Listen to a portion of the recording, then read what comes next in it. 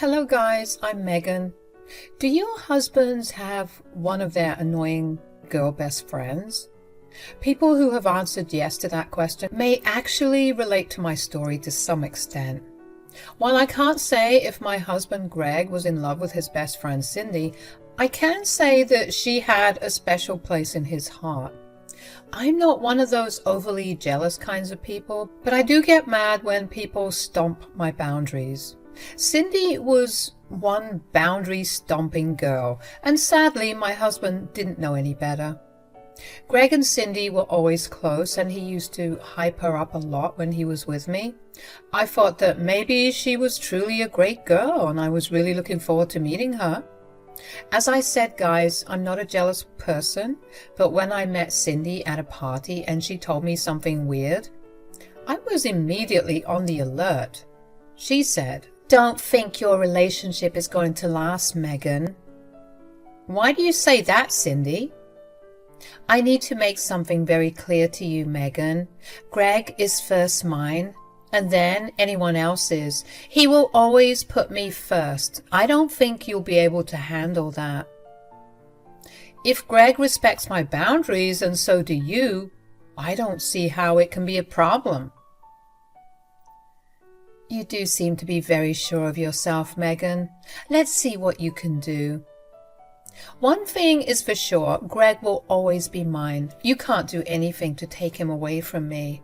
After that day, I maintained my distance from her. Cindy and Greg were close, but after she met me, Cindy started to actively hang out with Greg even more.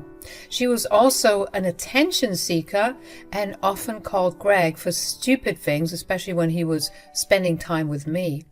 Greg, to my annoyance, always rushed to her no matter how small the reason was. I can't tell you how many dates I had sacrificed for her sake. Eventually, Greg and I got married, but the Cindy problem never stopped. I often tried to make Greg minimize contact with her and set boundaries.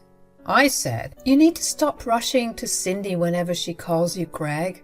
It is really weird how you drop everything for her, including me." "I'm sorry you feel disrespected, Megan. What can I say? She's my best friend. She doesn't have any family around. I'm the only one she has." "In that case, she needs to find more friends, Greg. She keeps making you cancel things with me, even for the smallest inconveniences. This can't go on, Greg." Okay, I get it, Megan. I'll talk to her and do better. Don't worry. I won't cancel on you or abandon you again." Greg was always good with his words, but not good at keeping them. He made me countless promises of setting boundaries with Cindy, but he never ended up doing it. Nothing changed, and Cindy continued to be a problem for us. 2 years passed, and still I saw no change in Greg or Cindy's behavior. Slowly, my anger had shifted from Cindy to Greg. He was being a bad husband and dropping me every time Cindy wanted his attention. He even abandoned me on dates to go and help her. We constantly fought about it, but again, nothing changed. At one point, I felt like I was going crazy. I started to doubt myself, and I was worried if I was the one with the problem. But my mother-in-law, Lisa, also noticed Greg's behavior and agreed with me. She might be Greg's mother, but Lisa has been an absolute gem to me. I lost my mother when I was a teen. Being with Lisa reminded me a lot of her. Lisa also tried to talk to Greg, but that didn't help either. At least I knew I wasn't crazy and someone was on my side. Things took a drastic turn for me one day. I had gone 2 cities over for a conference and was supposed to come back home by train. I had to take the last train home and needed to be picked up by Greg because it was unsafe that late at night. My train arrived at the station at about 2 a.m. and I called Greg to let him know that I was waiting. He said that he was already on his way. By car, our house was 20 minutes away, and that night it was snowing fairly bad, so I asked Greg to pick me up. I was alone at the station waiting for him. Around 50 minutes passed, but there was no sign of Greg. I was getting really annoyed and wondered what was taking him so long. I was also worried about him because I knew how bad roads could get when it snowed. After waiting for so much time, I decided to give Greg a call and find out where he was. He picked up the phone, and I said in a cautious voice, "Where are you, Greg? I've been waiting here for over 50 minutes. You should have been here in 20 minutes. I'll need some more time to come and pick you up, Megan." "What? Why? You need to hurry up, Greg. The snow's starting to get bad. We need to go home and shut ourselves inside." "It'll be fine, Megan. You just need to wait. I'm already on the road." "Where are you? What's taking you so long if you're already on the road? At least give me a rough idea of how much longer you need." "Well, it'll take another hour." "What? What the hell are you talking about, Greg? Where are you?" "I'm on my way to get Mom from her sister's house." That sentence left me speechless. Guys, this man had left me stranded at a train station at 3 a.m. because he went to pick up his mother instead of me. I was in shock at what he said. I was almost alone at the station, and there were literally like 2 people around. And it was snowing pretty bad. The weather report even said that it would be a very snowy day. But instead of picking me up as soon as he could, Greg chose to drive to get his mother. I was furious, and I said, "What are you talking about, Greg? Don't tell me you're seriously going to pick up your mother while leaving me here." "Oh God, Megan, why are you acting so offended? I can pick up both of you. I went to Mom first because she desperately wanted to get out of the party. I wasn't going to leave her stranded there."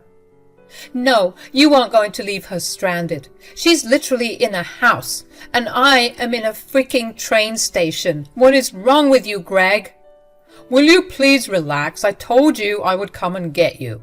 This is a pretty safe city, and you are a grown woman. You'll be fine."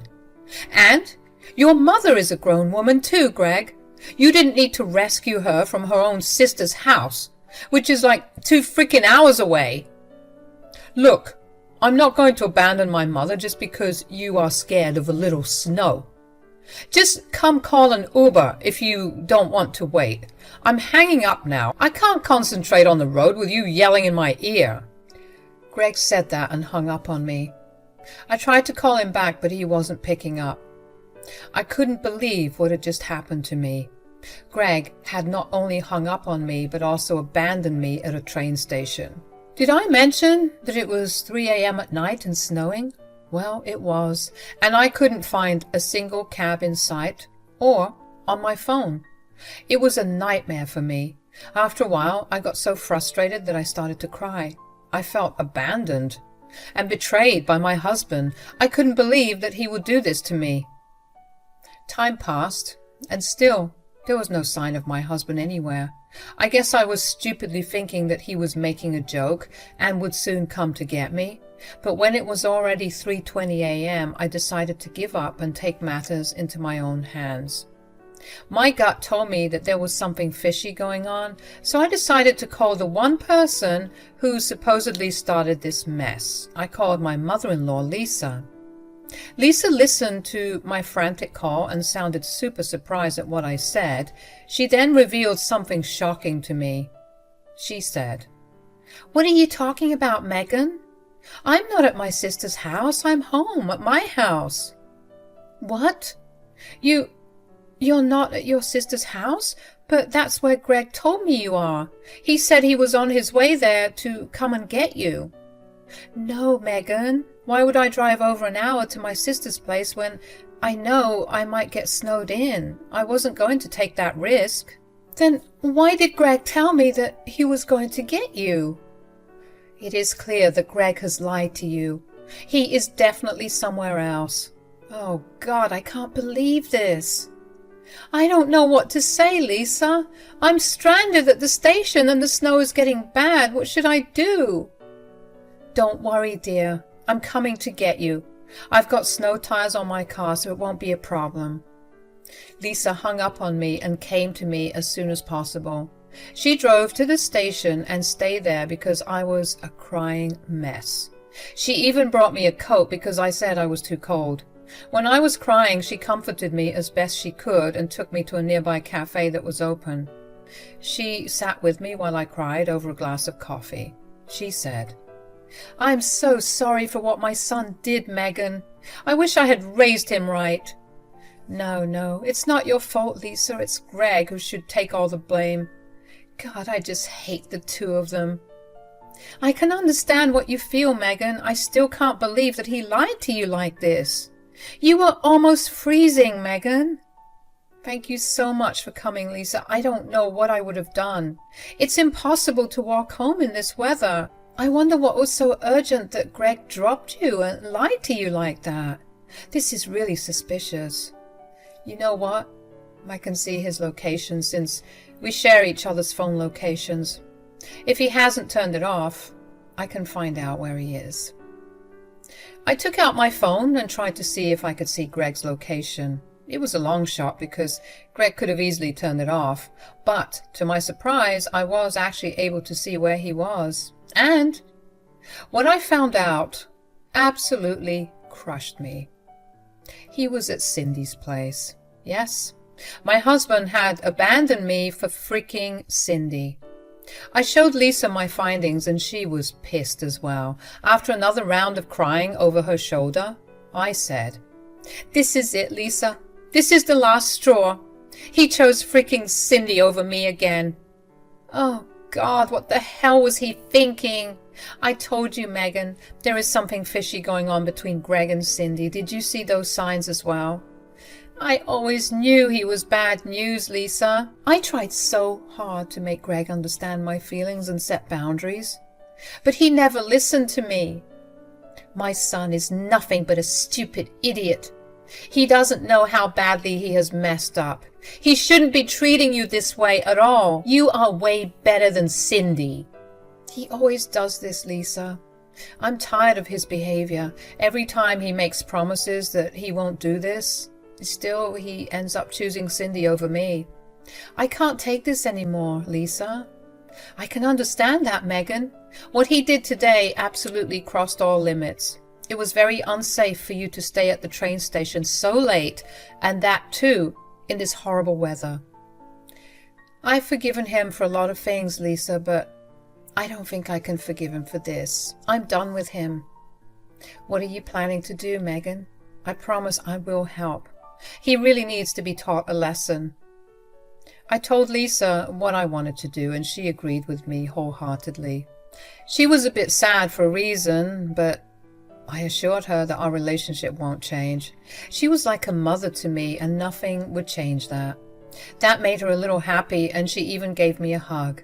Then Lisa told me her own plans for Greg, which I too supported. I had given Greg too much leeway, and he has shown me that he would never change. He claimed that he loved me, but he wasn't even going to make sure of my basic safety and run to his so-called best friend whenever she demanded it.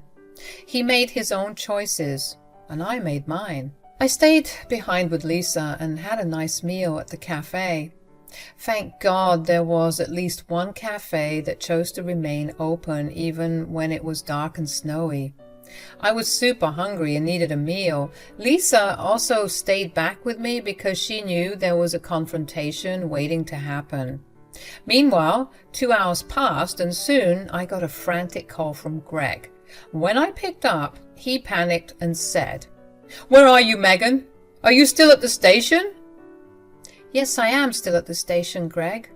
"Okay, I'm almost here. You can come outside now." I told Lisa that Greg was almost at the station, and she gave me a wicked smile and walked me towards the car park. When Greg finally walked up to where I was supposed to wait for him, he couldn't believe his eyes when he saw Lisa with me. I saw how his face changed in shock, and soon nervousness set in. He was shaking from the cold and looked really panicked. He walked up to us and I said, "Hey, Greg, did you have a nice trip picking up your mom from her sister's house?" Well... "Tell me, Greg, when did I call you to come and bring me back from my sister's house?" "Even I am interested to know that now, Greg. Why did you lie? And what were you doing?" Greg had no answer. He was fidgeting and looking at the ground. Lisa and I stood there stoically while waiting for him to tell us exactly where he was. I was giving him a chance to come clean all by himself. He should have taken the chance, but he chose to lie instead. He said, in a nervous voice, "Oh, I was having some trouble with the car, so I stopped at a repair shop. I didn't tell you because I didn't want to scare you. That's it." Really, Greg? Is that what happened today? Yeah, what else would it be? You know that I wouldn't leave you stranded if it wasn't serious. I was really at a repair shop, Megan. Oh, is that so, Greg? Tell me then, when did Cindy open a repair shop? Greg's face became even paler when I mentioned Cindy. He knew that he had been caught. From his reaction, I could tell that he had forgotten about turning off his location, and it didn't even occur to him that I might track him. When I told him about Cindy, he was wondering how I found out, and he actually had the audacity to ask me. How did you know, Megan? How did I know? Well, you certainly forgot that I can track your phone and see where you are. You spied on me? That is wrong, Megan. Don't you dare try to turn this on me, Greg. I am the victim here, not you. After you lied to me and left me stranded like this, I had to know where you were. How could you do this to me, Greg? What can I say? She needed me to pick her up from somewhere because she was drunk. I wasn't going to abandon her. Oh, you had no problem abandoning your wife, but you couldn't do that for your friend. Is that what you're saying, Greg? Greg remained silent and didn't know how to answer my question. He knew he had been caught red-handed, and he also knew what he did was bad. But I don't think he really understood just how badly he had messed up. After some time, he just said, "I'm sorry, Megan. I shouldn't have done this. I promise this will never happen again." You can go to hell with your stupid promises, Greg. I don't want to hear them anymore. I'm freaking done with you. I won't tolerate this behavior anymore. We are done. What? What are you saying, Megan? What I'm saying is that we are getting a divorce. You and I will no longer be married. No, don't say that, Megan. I'm so sorry. Let's talk about it. Don't make any rash decisions. I swear I'll never do this again. It's too late for that now, Greg. We're done. This ends here. I won't be giving you any more chances. Greg started to beg me for forgiveness while I remained stoic. I wanted to scream and cry, but I didn't want to appear weak to him. Yes, I was breaking from the inside, but I wasn't letting Greg see that. He didn't deserve my tears. I was sincerely done with him and had decided to separate from my husband. But Greg wasn't willing to accept that. He begged me to take back my words. When he saw that I wasn't doing what he wanted, he turned to Lisa and sought her help. He said, "Mom, help me here. Tell Megan she's overreacting, Mom." "She's not overreacting, Greg. I think she's doing the right thing." "Mom, she's talking about leaving me. Will you support that too?" "Yes, I will support that too. You have been nothing but a bad husband. I didn't raise you like this. I can't believe the things you have done with Megan. Today, you have crossed all limits. There is no coming back from this." "Mom, no, please help me. I can't lose Megan." "You lost her the moment you went to Cindy instead of her. Now you have to suffer the consequences of your actions. Megan is going to divorce you, but that's not all. I have decided to kick you out of the house and go no contact with you for now." "What? Mom, why are you doing this?" "You used my name to do God knows what with another woman. I can't overlook that, Greg. Besides, I don't want to associate with a man who has no regard for his wife's safety. I didn't raise a man like that, and I don't want to be in his life." Lisa's words absolutely broke Greg. He hadn't realized that one single day would end up destroying his marriage and his relationship with his mother. He was a crying mess as he begged us for forgiveness. We ignored him, got in our car, and went home. Lisa strictly told Greg not to come back to our home, so he didn't do that. I'm pretty sure he went to Cindy's house that night, but I didn't even care anymore. I didn't want a man who didn't value me or my safety. I didn't even check his location on my phone. I simply went home and had a good night's rest. Lisa also accompanied me because she didn't want to leave me alone. I was glad for her presence because it brought me some comfort. The next day, Greg showed up to the house to beg for mercy again. He never admitted to any offense, even though Lisa begged him to tell me the truth.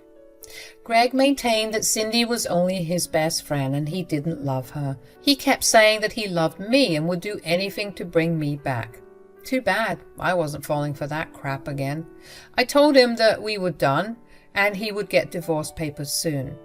After hours of trying to change my mind, Greg finally collected some of his things and left.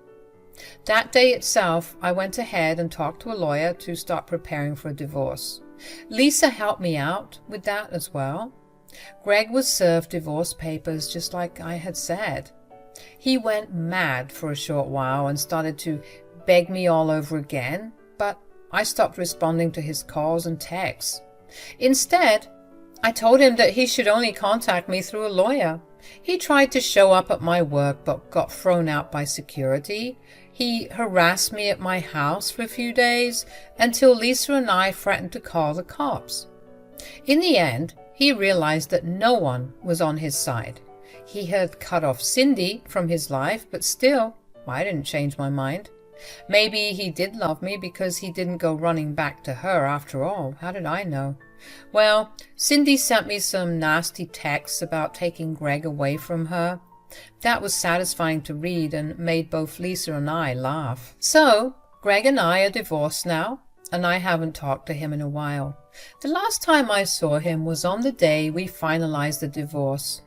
He looked broken and had thinned out a lot. I also got to know that he moved into an apartment on his own. Since he worked a higher paying job than me, he was giving me alimony. I was willing to let it go, but surprisingly he told me to keep it. He was acting all sad and dejected, but again, I didn't care about it at all. I went on with my life, and I'm actually still living in Lisa's house. I'm building up my savings to buy a house, so Lisa insisted I stay at her place rent-free for another year. She visits me often and we have lots of girl time. She rarely talks to Greg and doesn't even visit him anymore. Maybe their relationship would improve later, but one thing is for sure, Greg and I are done.